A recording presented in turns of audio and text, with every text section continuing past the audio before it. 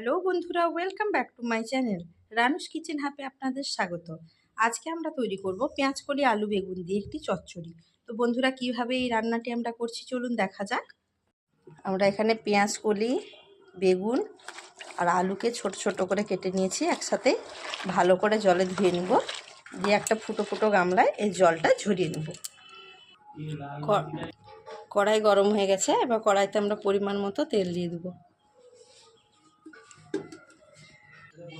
তেল গরম হয়ে গেছে, এবারে পেঁয়াজ কুচি আর লঙ্কা কুচিটা দিয়ে দেবো আমরা তেলে। এখানে দুখানা মিডিয়াম সাইজের পেঁয়াজ আর 6-7খানা লঙ্কা আমি কুচিয়ে নিয়েছি। ঝালটা আপনারা আপনাদের পরিমাণ মতো দেবেন, যেরকম খাবেন।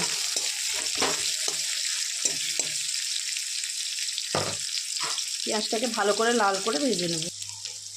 পেঁয়াজ লঙ্কাটা ভালো মতো ভাজা হয়ে গেছে, এবার এগুলোকে একটু সাইড করে নিয়ে এই তেলে দিয়ে দেবো আমরা ফোড়ন। ফোড়ন হিসাবে এখানে আমরা জিরা, পোস্ত, সরিষা, 5 ফোড়ন আর শুকনো লঙ্কা একটা কেটে নিয়েছি, দিয়ে দিলাম। এটাকে ভালো করে নেড়ে নিই।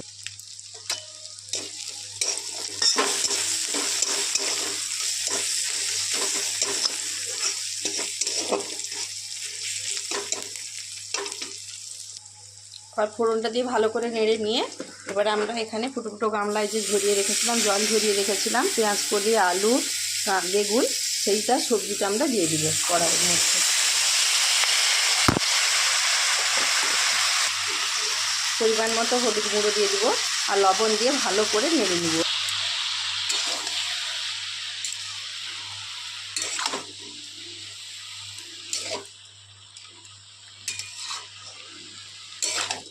ভালো করে উল্টে পাল্টে ভালো করে নেড়ে নিয়ে আমরা একটা ঢাকা দিয়ে দেবো উপর থেকে।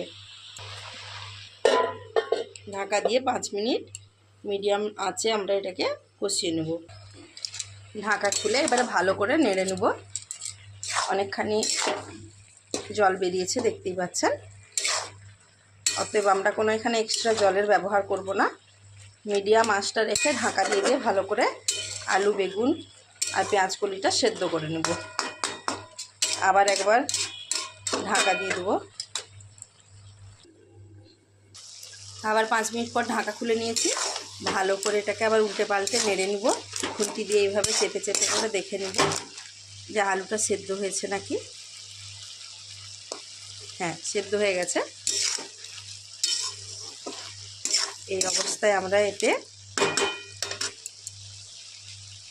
সরিষা বাটার পেস্টটা দিয়ে দেব। ভালো করে আবার খুন্তি দিয়ে নেড়ে নেব।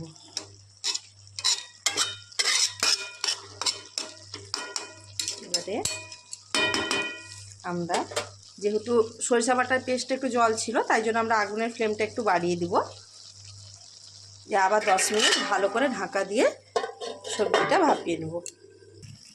ঢাকা খুলে দেখার পালা। ঢাকা খুলে দেখছি যে এর জলটা মরে গেছে। যে দেখেছেন গায়ে গায়ে লাগা লাগা ব্যাপার হয়ে গেছে। একটু আলুটা একটু ঘেঁটে নেবো এইভাবে খুঁটি দিয়ে। ভালোভাবেই সব সবজিগুলো আমাদের সেদ্ধ হয়ে গেছে। এইভাবে ঢাকা না দিয়ে আমরা 5 মিনিট করে ভালো করে উল্টে পাল্টে নাড়িয়ে নেব। যেটুকু রস আছে গায়ে বেশি, সেটা যাতে শুকিয়ে যায়। এই যে পেঁয়াজকলির তরকারি আমাদের পুরোপুরি রেডি। এবার আমরা গ্যাসের ফ্লেমটা বন্ধ করে দেবো। তো বন্ধুরা, এইভাবে চটপট আপনারাও বাড়িতে বানিয়ে ফেলুন পেঁয়াজকলির তরকারি।